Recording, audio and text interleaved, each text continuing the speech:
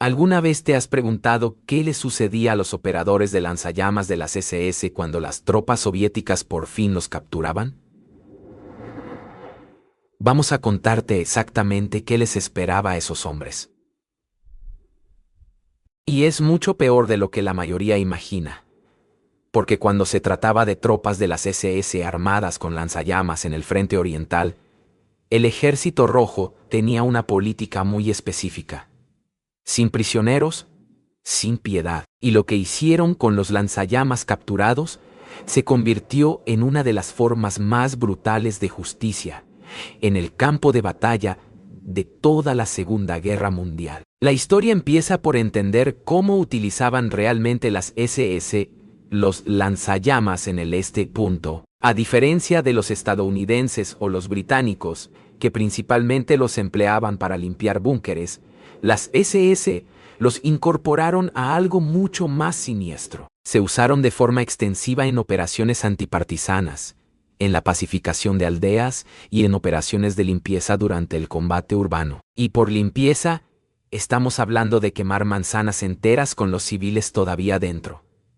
El impacto psicológico era inmenso. Solo el sonido, ese rugido seguido de los gritos, bastaba en muchos casos para quebrar la resistencia. Pero también creó algo que los mandos de las SS no habían previsto del todo. Un enemigo que jamás perdonaría. Si quieres escuchar la historia completa de lo que les ocurrió a estos hombres, asegúrate de estar suscrito, porque este es uno de los capítulos más oscuros del Frente Oriental y rara vez se cuenta. La Wehrmacht tenía unidades estándar de lanzallamas, pero las SS lo llevaron a otro nivel. Formaron escuadras especializadas de soldados lanzallamas dentro de sus batallones de zapadores de combate, especialmente en divisiones como Toteinov y Das Reich. No eran solo herramientas de combate, eran armas de terror. Y los hombres seleccionados para operarlas sabían exactamente a qué se estaban apuntando.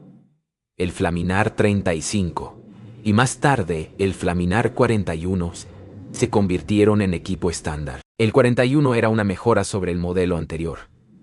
Más ligero, más fiable y con mejor alcance. Podía disparar un chorro de combustible ardiente a unos 25 o 30 metros, lo cual era significativamente mejor que los modelos aliados.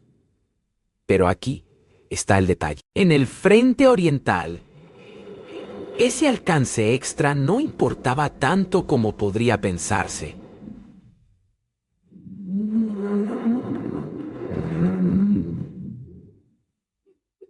Las posiciones defensivas rusas eran brutales. Trincheras profundas, búnkeres reforzados, campos de tiro cruzados. El lanzallamas era una de las pocas armas capaces de neutralizar eficazmente un punto fuerte soviético sin que todo un equipo de asalto fuera aniquilado en el intento.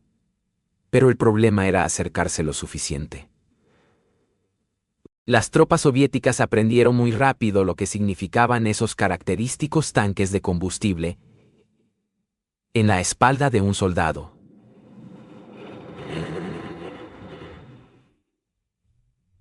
Y reaccionaban en consecuencia. Los ametralladores apuntaban específicamente primero a los lanzallamas.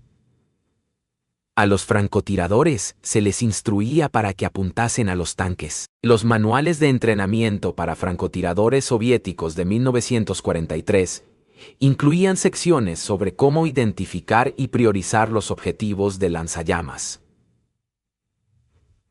Se les enseñaba a buscar la característica configuración de 3 tanques, la ligera inclinación hacia adelante por el peso, los movimientos cuidadosos de alguien que lleva combustible volátil a la espalda, una sola bala trazadora que alcanzase esos recipientes presurizados convertía al operador en una antorcha humana antes de que pudiera acercarse lo suficiente para usar el arma. Las SS intentaron varias tácticas para proteger a sus soldados lanzallamas. Usaban cortinas de humo para cubrir la aproximación. Coordinaban con equipos de ametralladoras para suprimir las posiciones soviéticas durante la carrera final. Algunas unidades incluso intentaron disfrazar a los lanzallamas, haciendo que infantes regulares llevaran mochilas parecidas llenas de munición o suministros, con la esperanza de confundir a los tiradores soviéticos sobre qué objetivos priorizar. Casi nunca funcionó. Los soldados soviéticos podían notar la diferencia.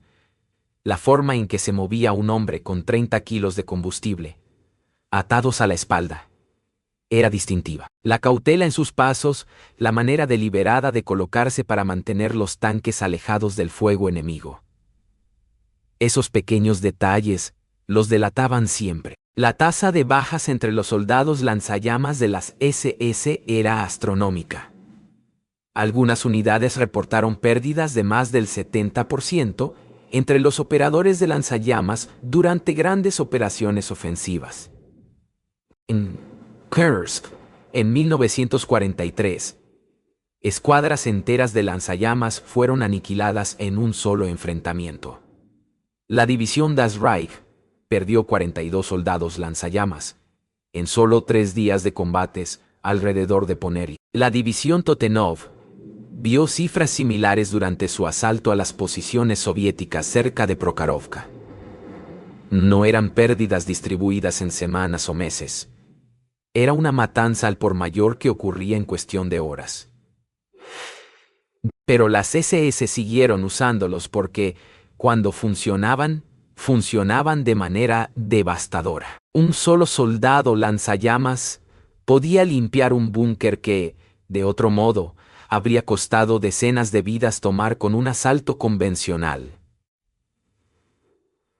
Durante los combates en Kharkov a principios de 1943, se atribuyó a los lanzallamas de las SS la neutralización de más de 200 posiciones fortificadas soviéticas en combate urbano. El problema era que cada vez que se usaba uno, cada soldado soviético que lo veía tomaba nota mental.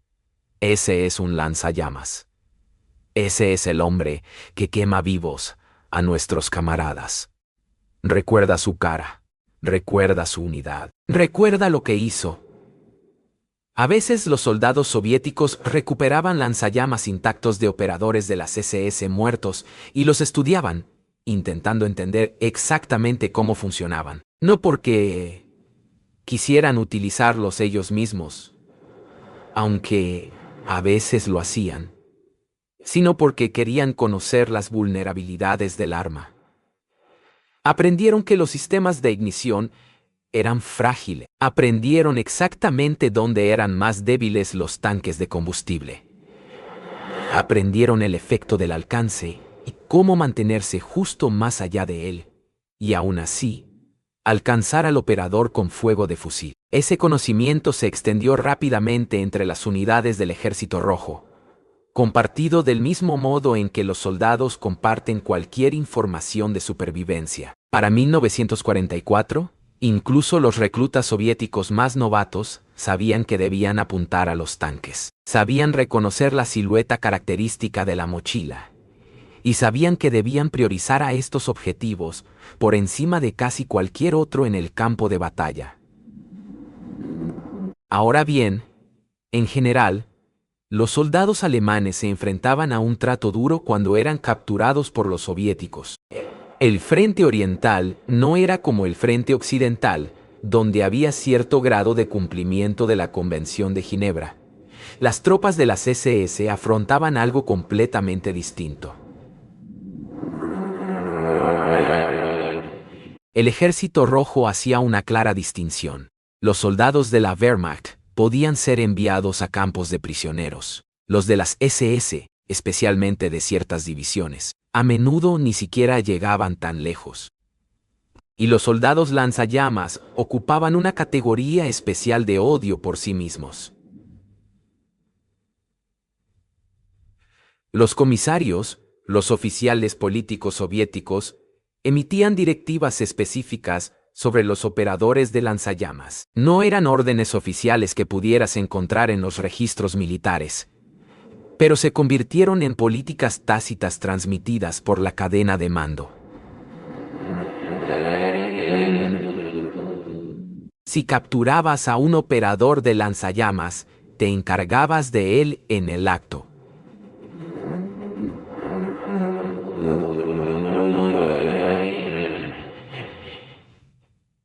El razonamiento era tanto práctico como emocional. Prácticamente, los operadores de lanzallamas eran considerados saboteadores y terroristas, según la ley militar soviética, no combatientes regulares. Emocionalmente, los soldados soviéticos habían visto lo que estas armas hacían a sus amigos, a los civiles, a aldeas enteras.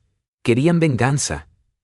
Los primeros casos documentados de esta política en acción surgieron durante la batalla de Stalingrado.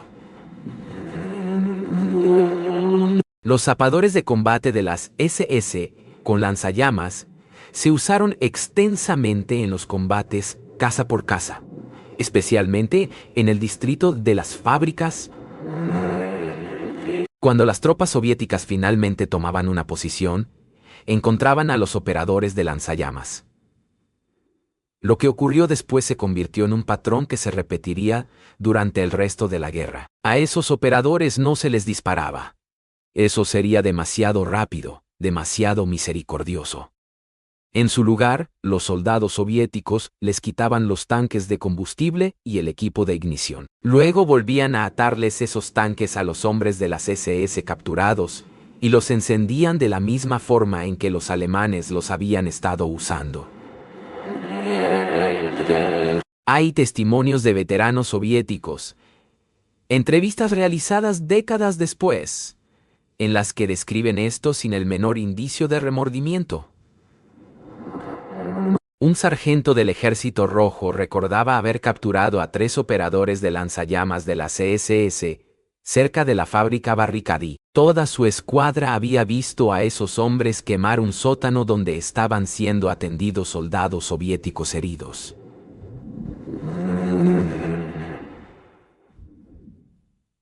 Y cuando los atraparon, se aseguraron de que los hombres de las SS experimentaran exactamente lo que ellos habían infligido a otros. El sargento decía que no se trataba de obedecer órdenes, se trataba de asegurarse de que esos hombres comprendieran lo que habían hecho antes de morir. Para 1944, la política era tan conocida que los soldados lanzallamas de las SS empezaron a deshacerse de su equipo distintivo antes de retirarse o cuando la captura parecía inevitable. Tiraban los tanques de combustible, cogían fusiles e intentaban mezclarse con la infantería regular. No siempre funcionaba.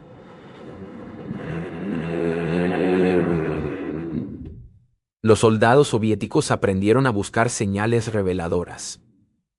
Marcas de quemaduras en los uniformes por salpicaduras de combustible, el olor a gasolina que no se quitaba, las manos ampolladas de manipular el sistema de ignición. Si había alguna duda, revisaban la insignia de la unidad.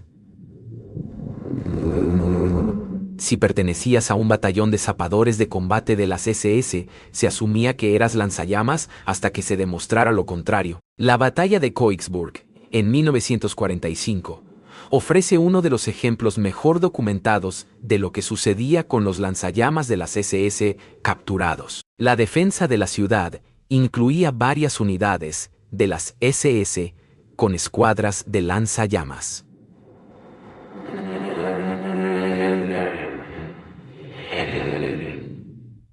Las tropas soviéticas, que asaltaban las posiciones fortificadas, sufrieron fuertes bajas por culpa de estas armas. Cuando la ciudad finalmente cayó, los soldados soviéticos recorrieron las ruinas buscando específicamente a los lanzallamas. Encontraron a unos 20 escondidos en un sótano, aún con su equipo, sin combustible ni munición. Los relatos soviéticos describen lo que ocurrió después con detalles perturbadores. Los hombres de las SS fueron arrastrados a un patio. Sus propios lanzallamas fueron llenados de nuevo de combustible y usados contra ellos uno por uno. Mientras los demás miraban, Tardó horas. Los oficiales soviéticos no hicieron ningún intento por detenerlo. De hecho, algunos participaron. Podrías pensar que esto fue solo venganza en el calor de la batalla, con las emociones desbordadas y el caos de la guerra, pero continuó incluso después de la rendición de Alemania. Los lanzallamas de las SS capturados durante las últimas semanas de la guerra afrontaron la misma suerte. En los campos de prisioneros de guerra, los guardias soviéticos los identificaban durante el proceso de registro. Los apartaban y simplemente desaparecían. No hacían preguntas, no veían nada. Y desde luego no admitían haber sido operadores de lanzallamas si lo habían sido. Los pocos soldados lanzallamas de las SS que sí sobrevivieron al cautiverio soviético solo lo lograron porque ocultaron con éxito su función Pompey. Afirmaron ser infantería regular, oficinistas o cocineros, cualquier cosa menos lo que realmente eran. Algunos tiraron su documentación de las SS e intentaron hacerse pasar por Wehrmacht. Era una estrategia arriesgada, porque si te atrapaban mintiendo, el castigo era aún peor. Los interrogadores soviéticos eran minuciosos y tenían formas de verificar las asignaciones de unidad. Si tu historia no cuadraba, estabas acabado.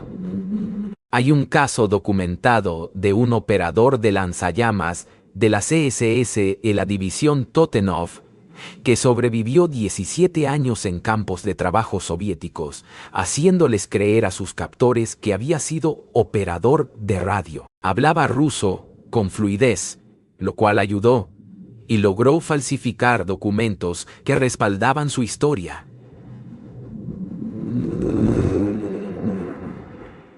Pero vivió cada día sabiendo que, si alguien descubría la verdad, lo sacarían y lo ejecutarían. Decía que lo peor no eran el trabajo ni las condiciones. Era el miedo constante a que alguien de su antigua unidad lo reconociera y revelara lo que realmente había hecho. La ironía es que muchos operadores de lanzallamas de las SS ni siquiera querían esa asignación. En algunas unidades se daba como castigo o a soldados que habían mostrado cobardía en combates anteriores. La lógica era simple. Operar un lanzallamas te obligaba a exponerte por completo. Así que, o te volvías valiente, o te mataban. Cualquiera de las dos opciones servía a los mandos de las SS, pero una vez que habías llevado esos tanques al combate, una vez que habías apretado el gatillo, quedabas marcado. A los soldados soviéticos no les importaba si habías sido voluntario u obligado. No les importaba si te sentías dividido por lo que habías hecho. Habías operado el arma. Habías quemado a sus camaradas y eso bastaba. La propaganda soviética hizo un uso extensivo del equipo de lanzallamas capturado. Lo fotografiaban, lo exhibían en muestras y lo usaban para mostrar la brutalidad de las SS tanto a soldados como a civiles. Rara vez mostraban a los soldados lanzallamas capturados, porque la mayoría nunca llegaba a una sesión de fotos propagandística. Se los despachaba de inmediato en el campo de batalla, a menudo a la vista del lugar donde habían sido capturados. Los mandos soviéticos entendían el valor de este enfoque. Enviaba un mensaje claro a las unidades restantes de las SS. Ríndete si quieres, pero si eres lanzallamas, no tiene sentido. Estás muerto de todas formas. El impacto psicológico en las unidades de las SS fue significativo. Algunos soldados lanzallamas buscaban deliberadamente combates que sabían que no podrían sobrevivir antes que arriesgarse a ser capturados.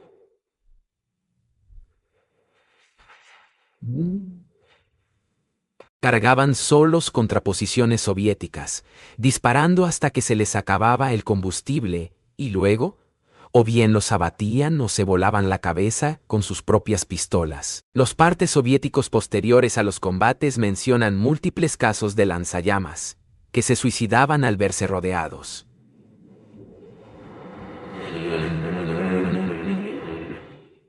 en lugar de dejarse capturar vivos. No era miedo al cautiverio en general, era saber exactamente lo que les esperaba a ellos, en concreto.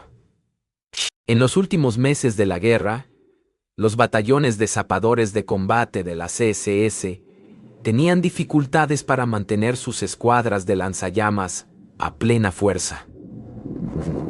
Los operadores experimentados morían más rápido de lo que podían ser reemplazados, y los nuevos reclutas, que entendían lo que significaba esa asignación, a veces desertaban antes que aceptarla. Algunas unidades abandonaron los lanzallamas por completo, pasándose a armas más convencionales. Pero el daño ya estaba hecho.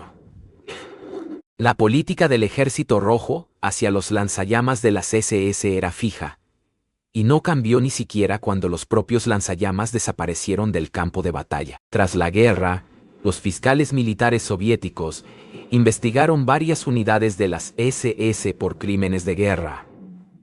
Las operaciones de lanzallamas se mencionaban específicamente en decenas de casos. El uso de lanzallamas contra civiles, contra hospitales, contra prisioneros. Todo se documentó meticulosamente. Pero aquí está el detalle. Muy pocos operadores de lanzallamas fueron realmente procesados, porque muy pocos sobrevivieron para enfrentarse a juicio. La justicia del campo de batalla ya se había aplicado. Los fiscales soviéticos a veces anotaban en sus expedientes que cierto criminal de guerra había muerto resistiéndose al arresto, o que había fallecido bajo custodia antes del juicio. Todos entendían lo que eso significaba en realidad. Los pocos lanzallamas que regresaron a Alemania tras el cautiverio soviético nunca hablaron de sus experiencias. Desde luego jamás admitieron lo que habían hecho durante la guerra. Muchos vivieron con nombres falsos, cambiaron por completo de identidad, se mudaron a otros países. El miedo no era tanto a un proceso legal, al menos no principalmente. Era a encontrarse con veteranos soviéticos que pudieran recordar, que pudieran reconocerlos, que pudieran decidir terminar lo que sus camaradas habían empezado décadas antes. Hay un caso documentado de la década de 1970 de un antiguo soldado lanzallamas de las SS que vivía en Argentina y fue reconocido por un inmigrante soviético. El soviético había estado en Stalingrado. Había visto a ese alemán usando un lanzallamas en el distrito de fábricas. Lo había visto quemar vivos a soldados soviéticos.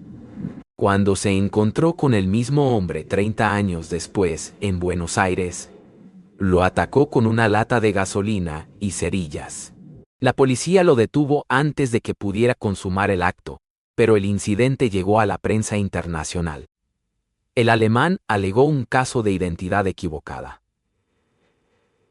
El soviético tenía fotografías de la guerra. Las había conservado durante 3 décadas esperando exactamente ese momento. Lo que hace particularmente brutal la historia de los lanzallamas de las SS en el frente oriental es que muchos de ellos eran muy jóvenes. Para 1944, las SS estaban reclutando a chicos de 17 y 18 años para las unidades de combate. A algunos de estos chavales les daban un lanzallamas con un entrenamiento mínimo y les ordenaban limpiar posiciones soviéticas. No tenían idea de en qué se estaban metiendo realmente, ni del odio que iban a generar, ni concepto de lo que supondría caer prisioneros.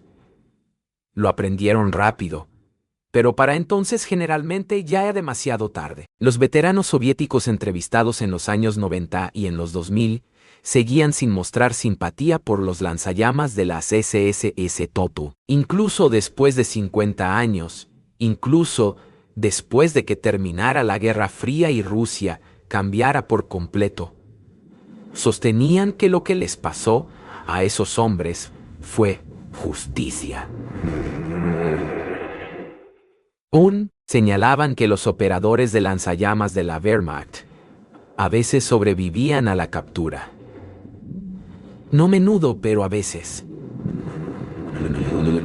Los lanzallamas de las SS Nunca. Y no veían eso como un problema moral. Lo veían como una consecuencia apropiada de las elecciones que esos hombres tomaron y las acciones que llevaron a cabo. El registro histórico es bastante claro. Aunque es imposible verificar cifras exactas, los archivos militares soviéticos sugieren que varios miles de lanzallamas de las SS fueron capturados durante la guerra. De esos, se confirma que menos de 50 sobrevivieron a largo plazo al cautiverio soviético.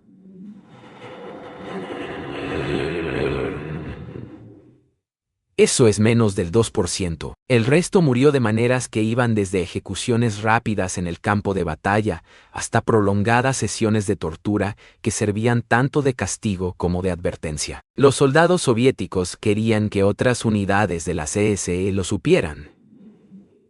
Esto es lo que pasa. Esto es lo que te espera.